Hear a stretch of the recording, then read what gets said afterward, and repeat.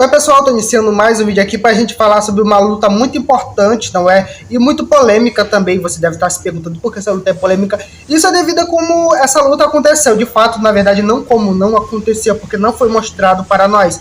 E eu tenho que solucionar alguma polêmica que aconteceu no meu canal há muito tempo, desde 2016, há muito tempo atrás isso tem acontecido.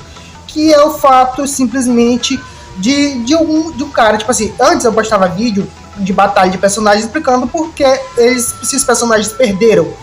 Tipo, pra tentar solucionar essas questões dos animes que são bastante óbvias. Afinal de contas, se o personagem no anime perdeu, tanto no anime quanto no mangá, é porque o autor quis. Logo, a batalha da Yugito contra o Hidan, a Yugito perdeu porque o próprio Kishimoto quis que ela eventualmente deveria ser capturada. Só que, simplesmente, uma pessoa comentou no meu canal, há muito tempo atrás, que a Yugito não perdeu. E é exatamente isso, ele disse que ela não perdeu. E eu fiquei pensando, ué, não perdeu? Eu fui no mangá, fui assistir o anime, gente, vi tudo de novo, para ver o que essa pessoa queria dizer com isso. E ele disse que, na entrevista, o Kishimoto, de fato, não sabia quais seriam as habilidades dos Jinchurikis, que, de fato, que ele não tinha desenvolvido os Jinchurikis ainda. E que ele dava esse pretexto para dizer que a batalha do Yugito e o Hidan foi meio que falsa, com um certo sentido. Mas se o autor, né, que colocou no anime e no mangá que essa personagem morreu dessa forma, a gente tem que aceitar, e é isso, né? É o próprio criador quem é a gente para dizer o que o autor pode fazer ou não, não é?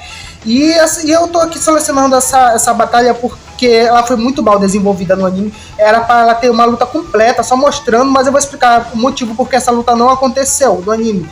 E de fato, como a Yugito que era uma Jinchuri que entrou na forma quase que perfeita, né? Quase que perfeita do Duas Caudas, perdeu para um cara que era considerado o mais fraco da Katsuki, no caso, não é? E eu vou falar sobre essa batalha aqui. É claro, não é nenhuma, aqui não é teoria, é só anime. O que aconteceu no mangá e no anime eu vou considerar aqui, porque são coisas do próprio autor, tá? O próprio Kishimoto fez essa batalha. Então, se vocês quiserem questionar alguma coisa, é com o Kishimoto, não comigo. Eu só vou falar aqui o que o anime apresenta para nós. Mas é claro, não é, se você já é um inscrito antigo aqui do canal, não é, já é deste clã, já senta o dedo nesse like aí que ajuda demais esse canal a crescer. E cada like que vocês dão, não é, o YouTube envia esse vídeo para outras pessoas para a gente crescer cada vez mais. Então deixe seu like aí, que é só a gente falar de conteúdo que as pessoas não dão tanta importância. Inclusive esse vídeo aqui é de uma luta que eu vejo pouca gente fazendo. Então bora analisar aqui como foi essa batalha. Então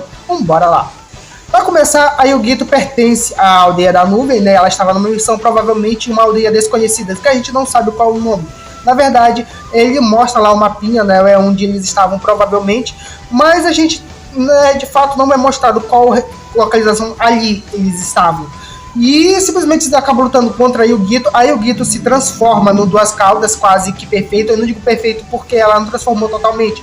Alguns acreditam que ela seja uma Jinchuriki perfeita do Duas Caudas, porém o anime e o mangá declaram isso para nós. Os únicos personagens que o anime e o mangá declararam para nós que são Jinchurikis perfeitos, que foi dito pelo próprio Danzo, é o Killer Bee, o Madara, o Hashirama e o Yagura. Só esses. E o Naruto porque é evidente, afinal de contas, a gente viu no anime, nem precisa falar que ele é um Jinchuriki perfeito. Naruto é um Jinchuriki perfeito porque a Nove Caudas deu acesso ilimitado do chakra dela para o Naruto, então ele é um Jinchuriki praticamente perfeito também. Só que, tirando esses, não foi falado nenhum que era Jinchuriki perfeito. Logo, a gente não pode considerar que ela era uma Jinchuriki perfeita. Mas Breno, o Hidan fala que ela entrou na forma completa do Duas Caudas. Acho que ele quis dizer tecnicamente, porque ela não passou pelos estágios de uma besta convencional, mas sim por quase como estágio final. Mas aquele não era o estágio final do Duas Caudas, não. E isso é só pra você pegar o tamanho de cada um deles. O Matatabi, ou a Matatabi, ele é quase do tamanho do Shukaku. Ele é praticamente do tamanho do Shukaku. E o Shukaku não cabe numa vila. Nenhuma besta cabe numa vila. E por que eu tô falando isso? Porque aquela forma que a Yugito tava no Duas Caudas estava dentro de um porão, ou parece que era dentro de um, como posso dizer, dentro de um bueiro. praticamente isso, um bueiro gigante, mas que de certo modo era um local fechado. Ou seja, aquela versão que a Yugito usou era uma versão não quase do tamanho original do Matatabi, logo aquela não era a versão do tamanho real do Matatabi, ela não tinha o controle perfeito do Duas Caudas. Então a gente não pode considerar que ela de fato tem um controle perfeito. Ela era muito poderosa, inclusive a gente tem que dar os parabéns para os ninjas Jinchurikis da Aldeia da Nuvem por terem um controle muito grande sobre suas bestas. Eles, provavelmente a Aldeia da Nuvem é o que possui mais controle de bestas de todos. Mas está. Breno, por que a Yugito perdeu? Porque simplesmente o anime não mostrou essa luta pra nós. E o motivo é bem simples. Gente, a Yugito, que era a Jinchuriki de Duas Caudas, ela apareceu no arco do Asuma. E os vilões principais quem eram? O Hidan e o Kakuzu. Eles eram os vilões daquele arco. Eles deveriam morrer lá pro final. Só que o Kishimoto teve que fazer uma escolha entre escolher dar visibilidade para a luta da Yugito com o Kakuzu e Hidan, ou dar visibilidade para a luta do Shikamaru e do Asuma contra o Hidan e Kakuzu. Ele deveria ter que escolher. E como o foco era o Asuma e o Shikamaru, ele decidiu, obviamente, optar por essa luta. Por quê? Porque se ele desse visibilidade para o Hidan e o Kakuzu naquele momento, a gente saberia quais eram as habilidades do Hidan e Kakuzu, que era um mistério, até na parte em que ele luta contra o Asuma. Logo, a luta do Asuma contra o Hidan e o Kakuzu seria meio...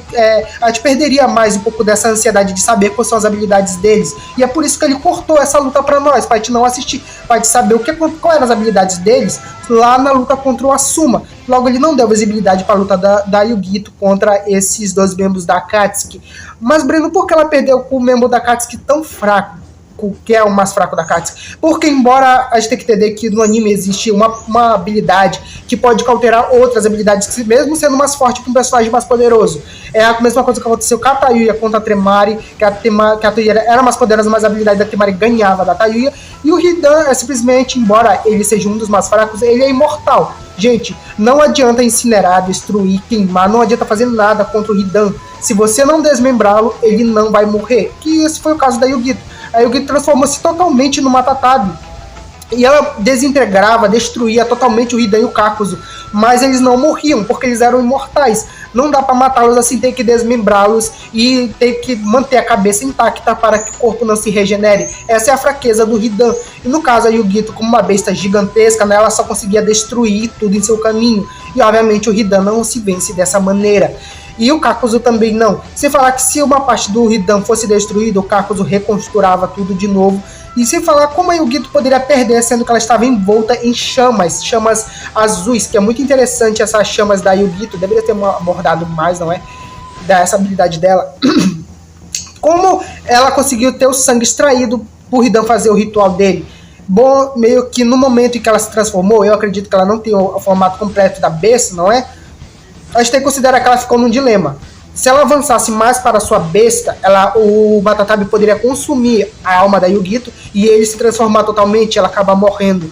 Ou ela regredia para os estágios médios da besta e acabaria lutando frente a frente com o Hidan e com o Kakuzu. Ela escolheu provavelmente a escolha óbvia, que no caso regrediu o poder do Duas Caudas e ela acabou meio que sendo derrotada, seu sangue extraído para o ritual do Hidan, onde ele acabou derrotando ela. Apesar de ser um desfalque total o fato do corpo da roupa do Hidan e do Kakuzu estarem totalmente impecáveis no final daquela batalha, sendo que tudo em volta foi destruído.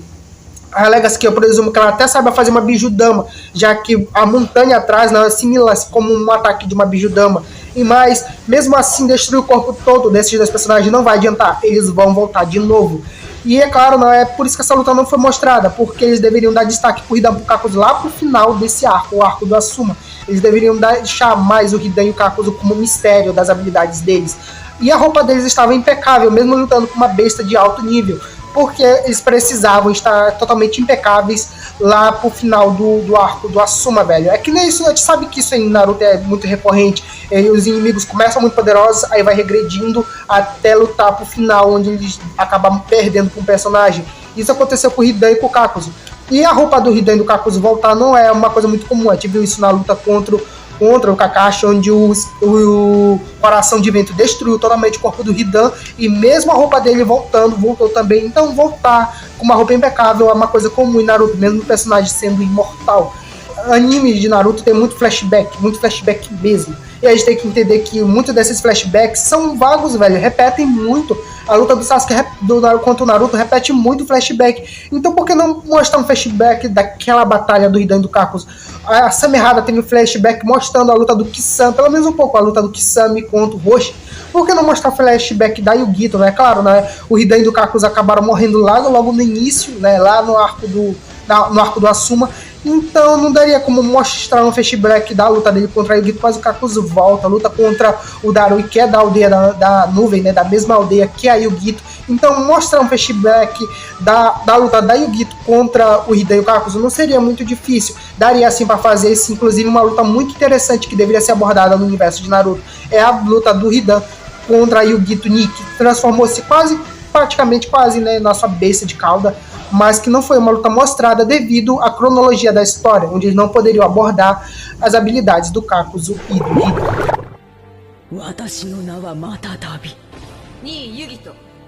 E ela acabou perdendo, obviamente, ela acabou sendo selada, e esse daqui foi só o motivo pela qual eu me baseei para tentar explicar a luta da Yugito e do Hidan. Se você gostou desse vídeo, deixa like, se inscreva no canal. Espero que tenha sido esclarecedor para você, tá? Para você não ficar com dúvida como foi essa luta, o que aconteceu ou os motivos pela qual ela perdeu. Eventualmente ela deveria ser capturada, todas as bestas foram, exceto Killer Bee e o Naruto, não é?